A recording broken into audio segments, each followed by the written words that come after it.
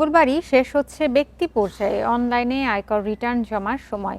প্রতি বছর ৩০ নভেম্বরের মধ্যে রিটার্ন জমা বাধ্যতামূলক। তবে নানা প্রেক্ষাপট বিবেচনায় জাতীয় রাজস্ব বোর্ড এনবিআর এ সময়সীমা বাড়িয়ে থাকে। জরিমানা ও অতিরিক্ত কর এড়াতে সব করদাতাকে ৩১ মার্চের মধ্যে রিটার্ন দাখিল অথবা তার আগে ব্যক্তিগতভাবে সময় বাড়িয়ে দেওয়ার জন্য আবেদন করার বিশেষ অনুরোধ জানিয়েছিল এনবিআর।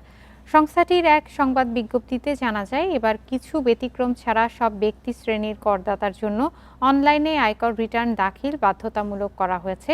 ইতোমধ্যে রিটার্ন সিস্টেমে ৫০ লাখের বেশি করদাতা নিবন্ধন করেছেন, যাদের ৪১,৫০,০০০-এর বেশি রিটার্ন দাখিল করেছেন। আরও জানা যায়, যারা বিশেষ কারণে মঙ্গলবারের মধ্যে রিটার্ন দিতে পারবেন না, তাদের জন্য অনলাইন সিস্টেমে সময় বাড়িয়ে নেওয়ার সুযোগ রাখা হয়েছে।